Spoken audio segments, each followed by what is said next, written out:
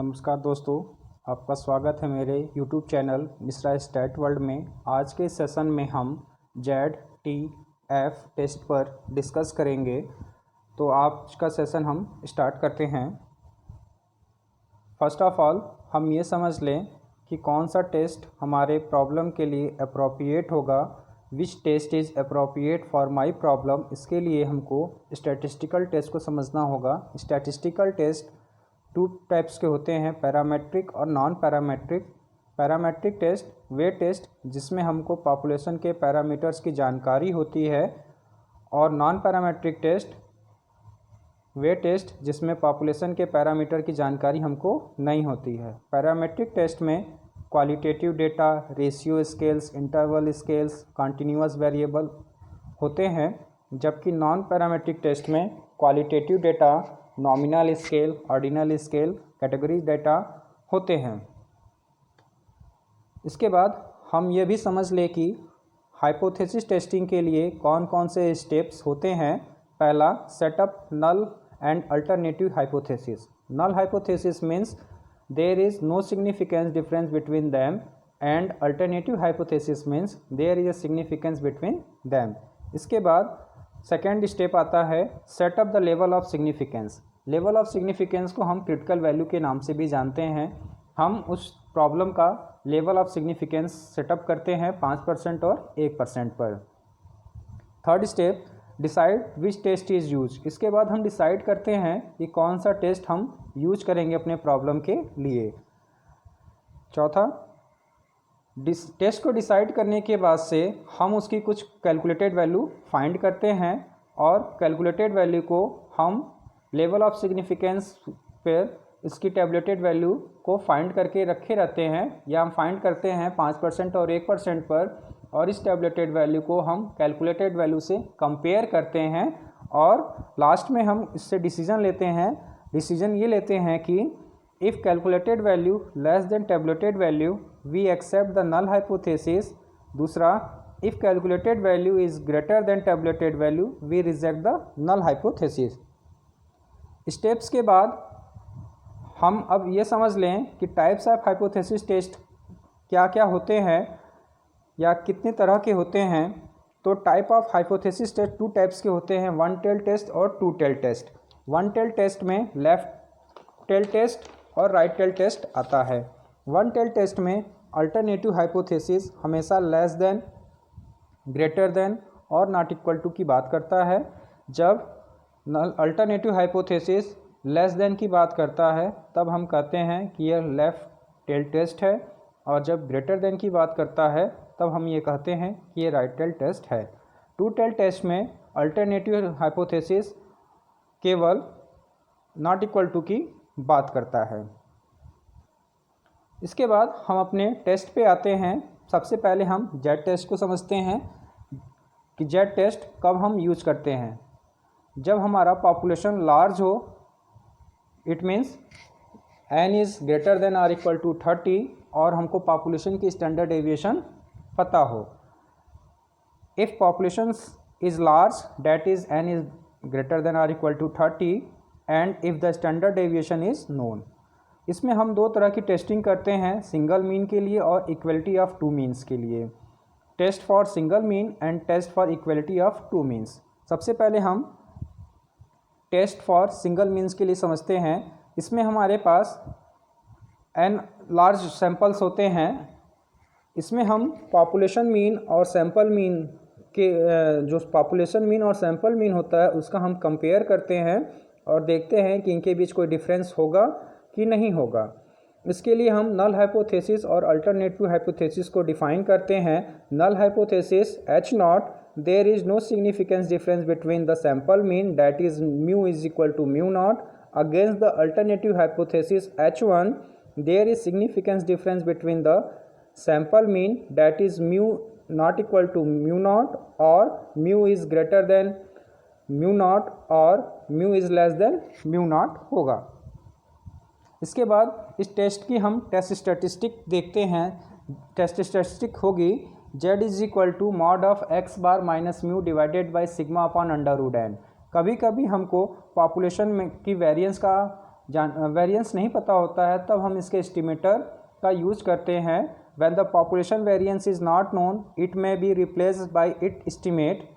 Estimate का मतलब इसके स्टैंडर्ड डेविएशन से होता है, तो हमारा जेड स्टैटिस्टिक हो जाएगा Z is equal to mod of X bar minus mu divided by S upon under root N. यहाँ पर S upon under root N को हम standard error of sample mean के नाम से भी जानते हैं। इसके बाद हम टेस्ट स्टैटिस्टिक के जानने के बाद से हम इसका लेवल ऑफ सिग्निफिकेंस फिक्स करते हैं 5% और 1% पर। और कुछ इसकी टेबलेटेड वैल्यू होती हैं 2 टेल टेस्ट के लिए और 1 टेल टेस्ट के लिए, ये जान लेते हैं हम। The tabulated value is given by for 2 tail test and 1 tail test. 1 tail test at 5% level of significance 1.96 and 1% level of significance 2.58 और 1 टेल टेस्ट के लिए 1% लेवल ऑफ सिग्निफिकेंस पर 2.33 और 5% पर 1.65 होता है। इसके बाद कैलकुलेटेड वैल्यू और टेबलेटेड वैल्यू को हम आपस में कंपेयर कर कुछ इन्फ्रेंसेस फाइंड करते हैं। ये इन्फ्रेंसेस कहते हैं कि जब हमारी कैलकुलेटेड वैल्यू लेस देन होगी टेबलेटेड वैल्यू से तो हम नल हाइपोथेसिस को एक्सेप्ट करते हैं, अदरवाइज रिजेक्ट करते हैं। If the calculated value of the test statistic Z exceed the tabulated value of Z we may reject the null hypothesis, otherwise accept it. इसके बाद हम test for equality of two means को समझते हैं। इसमें हमारे पास दो लार्ज सैंपल होते हैं N1 और N2 होते हैं। इसमें हम इनके सैंपल्स मीन के डिफरेंस को देखते हैं। इसके लिए हम नल हाइपोथेसिस डिफाइन करते हैं। There is no significance difference between the sample mean mu1 is equal to mu2 against the alternative hypothesis H1 there is significance difference between the sample mean mu1 is not equal to mu2 or mu1 is less than mu2 or mu1 is greater than mu2। Null hypothesis और alternative hypothesis define करने के बाद हम test statistic को भी देखते हैं। इसमें कुछ केसेस होते हैं। पहला cases when variance are known but not equal, जब हमको वेरिएंस उसका पता हो पॉपुलेशन का और वो आपस में इक्वल ना हो, तब test statistic Z is equal to mod of x1 bar minus x2 bar minus mod of mu1 minus mu2 divided by under root में sigma 1 square upon n1 plus sigma 2 square upon n2 होता है। Case 2 when the variance are known and equal, it means sigma 1 square is equal to sigma 2 square is equal to sigma square, then the test statistic is z is equal to mod of x1 bar minus x2 bar divided by sigma under root 1 upon n1 plus 1 upon n2 होगा। Case third when s1 square is equal to s2 square is equal to s square, then the test statistic mod of x1 bar minus x2 bar divided by s under root में 1 upon n1 plus 1 upon n2। फिर इसके बाद हम level of significance को fix करते हैं 5% और 1% पर, और टेबुलेटेड वैल्यू से कैलकुलेटेड वैल्यू को कंपेयर करते हैं और कुछ इन्फ्रेंस फाइंड करते हैं। If the observed value of the test statistic z exceed the tabulated value z may be reject the null hypothesis, otherwise accept it। अगर हमारी कैलकुलेटेड वैल्यू टेबुलेटेड वैल्यू से एक्सीड हो जाएगी तो हम अपनी नल हाइपोथेसिस को क्या करते हैं, रिजेक्ट करते हैं और अल्टरनेटिव हाइपोथेसिस को एक्सेप्ट करते हैं। या ये कह सकते हैं कि अगर हमारी कैलकुलेटेड वैल्यू लेस देन हो टेबुलेटेड वैल्यू से तो हम अपनी नल हाइपोथेसिस को एक्सेप्ट करेंगे, अदरवाइज रिजेक्ट करेंगे। इसके बाद हम देखते हैं टी टेस्ट या student T test. Student T test को सर विलियम गोस्टे ने पब्लिश किया था अपने इस डिस्कवरी को 1908 में, और इस डिस्कवरी का नाम इन्होंने एक पेन के नाम पे रखा जिसका नाम था स्टूडेंट, तो इन्होंने अपने टेस्ट का नाम स्टूडेंट टी रखा। बाद में इसके डेवलपमेंट और एक्सटेंशन में प्रोफेसर R.A. फिशर ने सहयोग किया और इसका नाम इन्होंने टी टेस्ट रखा। इसके बाद हम ये जान लें कि टी टेस्ट कब हम यूज़ करते हैं, जब हमारा पॉपुलेशन 30 से छोटा होता है और स्टैंडर्ड डेविएशन हमको पॉपुलेशन की नहीं पता होती है। If the population is small n is less than 30 and if the standard deviation is not known. इसमें कुछ एजम्पशंस मेड करते हैं यूज करते समय। Assumption made in the use of the test statistic T test. First, sample are small, sample छोटा हो 30 से। Samples are normally selected, sample normal select किया हो गया हो पॉपुलेशन से। Data utilise in the quantitative, it means हमारा जो सैंपल्स होगा वो नंबर्स के फॉर्म में होगा। Variable follows normal distribution, variable जो हमारे होंगे वो नॉर्मल डिस्ट्रीब्यूशन को फॉलो अप करेंगे। और samples variance are mostly same in both the groups under the study, हमारे जो सैंपल वेरिएंस होंगे मोस्टली सभी ग्रुप्स में सेम होंगे। इसके बाद हम टेस्ट फॉर सिंगल मीन्स को देखते हैं। इसमें हमारे पास सिंगल मीन होता है। इसके लिए हम अपनी नल हाइपोथेसिस डिफाइन करते हैं। There is no significance difference the sample mean and the population mean against the alternative hypothesis H1, there is significance difference between the sample mean and the population mean। Test statistic इसकी होगी T is equal to mod of x bar minus mu divided by s upon under root n। ये T distribution को follow करेगा n-1 degree of freedom पे। फिर इसमें भी हम लेवल ऑफ सिग्निफिकेंस को फिक्स करते हैं 5% और 1% पर, और इसकी वैल्यू को टेबलेटेड वैल्यू को हम यहाँ से देखते हैं और टेस्ट स्टैटिस्टिक्स से कैलकुलेटेड वैल्यू जो आई होती है उसका कंपेयर करते हैं। और इसके बाद हम कंपेयर करने के बाद ये देखते हैं कि हमारी नल हाइपोथेसिस एक्सेप्ट हो रही है कि रिजेक्ट हो रही है। अगर हमारी कैलकुलेटेड वैल्यू छोटी हो टेबलेटेड वैल्यू से तो हम कहेंगे कि हमारी नल हाइपोथेसिस एक्सेप्ट है, otherwise reject. If T is less then T tabulated, we accept the null hypothesis H0। That means there is no significance difference sample mean and the population mean, otherwise we reject the null hypothesis।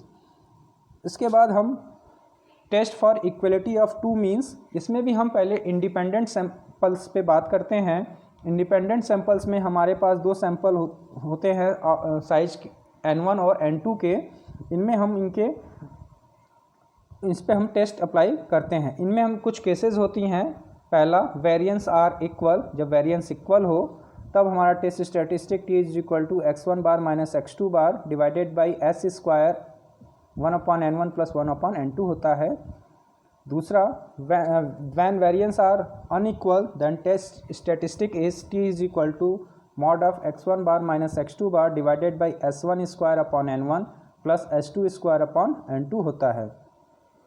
इसमें भी हम level of significance 5% और 1% पे fix करते हैं और calculated value को tabulated value से कंपेयर करते हैं और देखते हैं कि नल हाइपोथेसिस हमारी एक्सेप्ट होगी कि रिजेक्ट होगी। इसके बाद हम इक्वलिटी ऑफ टू मीन्स में डिपेंडेंट सैंपल्स की बात करते हैं। डिपेंडेंट सैंपल्स में को हम पेयर टी टेस्ट के नाम से जानते हैं। इसमें जो ऑब्जर्वेशन होते हैं वो पेयर्स के फॉर्म में होते हैं x1 y1 x2 y2 dot dot xn yn। सबसे पहले हम इन ऑब्जर्वेशंस का डिफरेंस फाइंड करते हैं x1 minus y1 x2 minus y2 dot dot xn minus yn। और इन ऑब्जर्वेशन के जो डिफरेंस को हम लोग d1 d2 dot dot dn से डिनोट करते हैं।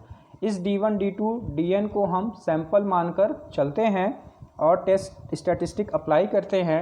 Test statistic T is equal to mod of D bar upon S upon under root n होता है, जहाँ पर D bar means arithmetic mean होता है। इसकी वैल्यू पॉजिटिव या नेगेटिव कुछ भी हो सकती है। F test, variance ratio test, ये test independent estimation of the population के लिए यूज किया जाता है, वेरिएंस के पॉपुलेशन के लिए।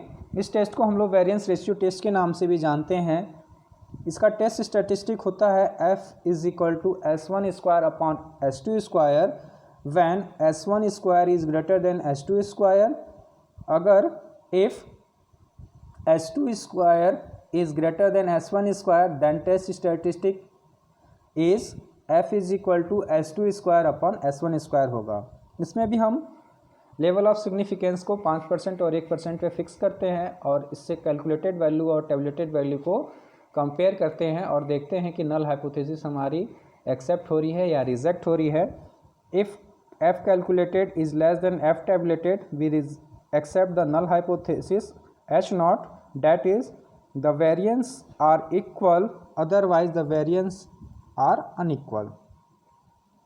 Thank you. Please like, share, subscribe and press the bell icon.